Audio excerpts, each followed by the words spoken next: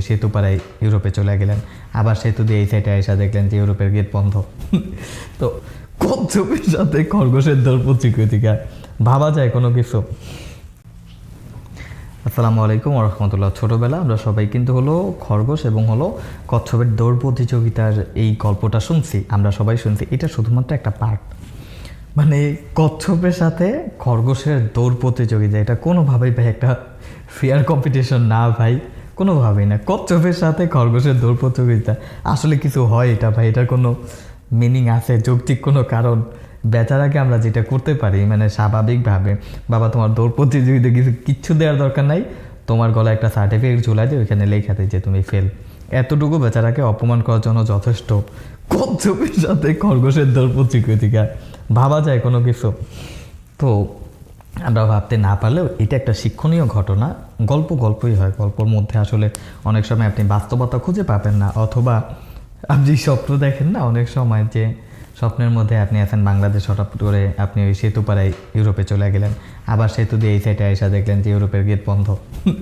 তো অনেক কিছুই কিন্তু হয়, এটা পুরোটাই হয় আপনার স্বপ্নে। আমাদেরকে বোঝানোর কারণে নানান ধরনের গল্প হলো তৈরি হয়। এই সর্বশেষ পুরো গল্পটার মাঝে একটা সারমর্ম থাকে, এই সারমর্মটাই আসলে আমাদেরকে বোঝানোর চেষ্টা করা হয়। তো খরগোশ এবং এই কচ্ছপের যে গল্পটা, এটা মূলত প্রথম দিকে যখন আপনার শুরু হয় তখন বলতেছে যে খরগোশ না না আমি আসলে এটা মানি না, এটা পরিবর্তন করে দিতে হবে, এবং হলো এটা 3 রাউন্ডের একটা হলো দৌড় প্রতিযোগিতায় হলো আপনার দিতে হবে। এক রাউন্ডে আসলে একটা কোনো কিছু বিচার করা যায় না। কোনো একটা মানুষ দৌড়ে যেতে হঠাৎ করে ধরেন সে একটু পায়ে ব্যথা পাইছে, এখন সে যখন হেরে যাবে তখন কিন্তু স্বাভাবিকভাবেই অন্য মানুষরা বলবে যে এটা এখন একটা বাহানা ধরছে, কিন্তু এটা কিন্তু একটা রাউন্ড হতে পারে, অস্বাভাবিক কিছু না। তো যার কারণে অনেক সময় কিন্তু হলো 3 রাউন্ডের ম্যাচ হয়, যেখানে প্রপার জাস্টিফাইড করা যায়, বিচার করা যায় আসলেই কি আসলে ভালো খেলে এরকম কিছু একটা। তো প্রথম দিকের যেই দৌড় প্রতিযোগিতা হলো আপনার ছিল, সেই প্রতিযোগিতায় যেটা হইলো সেটা যে প্রথমে একটা সোজা রাস্তা, সেই সোজা রাস্তা দিয়ে হলো তারা দৌড়াবে, এবং ওই যে আপনার দৌড় দিল মোটামুটি 2 জন, খরগোশ গিয়ে একটু হলো আপনার ঘুমায় পড়ছে স্বাভাবিকভাবে। তো কচ্ছপ কিন্তু পার হয়ে গেছে। এখন হলো দ্বিতীয় রাউন্ড যখন হইলো তখন কি হইলো যে আপনার মাঝখানে অনেক বড় একটা গর্ত করে দেওয়া হলো, অনেক বড় রোডের মাঝখানে অনেক বড় গর্ত করে দেওয়া হলো, মনে করেন যে 5 ফিট গর্ত করে দেওয়া হলো।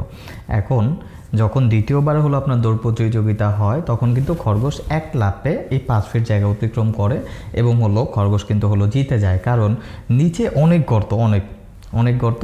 খরগোশ যদি ওইখান থেকে উঠে যায় ভাই, তার জীবন শেষ হয়ে যাবে, এই প্রতিযোগিতা শেষ হবে না। তো অনেক বড় ঘটনা ওইখানে। দ্বিতীয় পর্ব শেষ, খরগোশ জিতে গেছে। তৃতীয় যে পর্ব, সেই তৃতীয় পর্বে যেটা হয় সেটা হলো আপনার পুরো সোজা একটা রাস্তা থাকে, ছোট একটা পুকুর, এই পুকুরের ওই পারে হলো আপনার গিয়ে খেলা শেষ করতে হবে। এখন আপনার খরগোশ তো আপনার ওই পুকুর পার হয়ে যেতে পারবে না, কচ্ছপ হলো আপনার যেতে পারবে। এখন বিষয়টা হলো কি, কচ্ছপ আপনার হলো জয়ী হয়েছে একবার, এবং দ্বিতীয়বার আপনার হলো কচ্ছপ হলো যেতে পারে নাই, কারণ এখানে অনেক সময় লেগে যাবে। সুতরাং এই যে জিনিসটা বোঝানোর জন্য তৃতীয় রাউন্ডে আবার হলো পানি দেওয়া হয়েছে।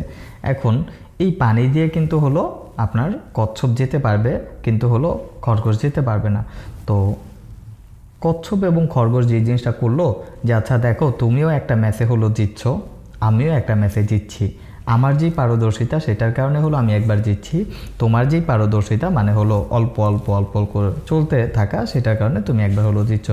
এখন এই যে পানি বের হয়ে তো আমি আসলে যেতে পারবো না, তাহলে যদি আমি চলে যাই তাহলে তুমি জিতে যাইবা, আমি হলো হেরে যাব।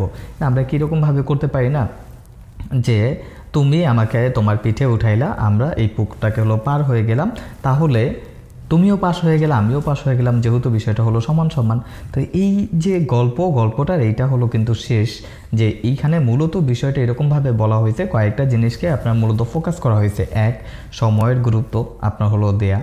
2, যে কম্পিটিটর আসলে সবসময় দুর্বল হয় না, অনেক সময় পরিস্থিতি আপনার যে কম্পিটিটর থাকবে তাকে হলো দুর্বল করে দিতে পারে। 3, আপনার যে কোনো কাজ যদি টিম ওয়াইজ করেন তাহলে সেই কাজটায় সাকসেস পাওয়ার সম্ভাবনা সবসময় হলো বেশি। আপনার বিষয়টা কোনোভাবে এরকম না যে আমি জিততেই হবে, এই কারণে আমি আরেকজনকে ঠকাই দেব। আমি না ঠকেও কিন্তু আরেকজনকে না ঠকাইও কিন্তু আমি জিততে পারি।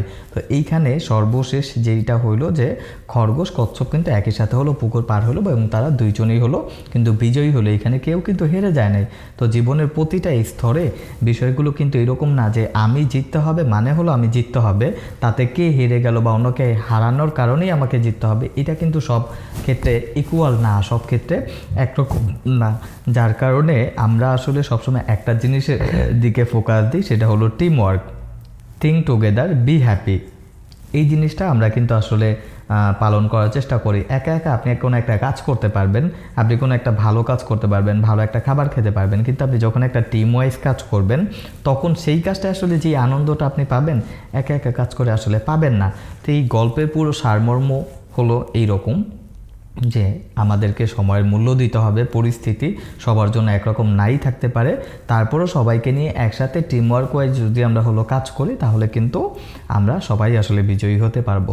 তো একজন ভালো টিম লিডার হওয়ার জন্য আপনাকে আগে টিমটাকে বুঝতে হবে। এই টিম বোঝার জন্য টিমের সবার সাথে আসলে আপনার একত্রিত কাজ করতে হবে। তো এটাই হলো মূল বিষয়। আমরা আবারও বলি, থিঙ্ক টুগেদার, বি হ্যাপি।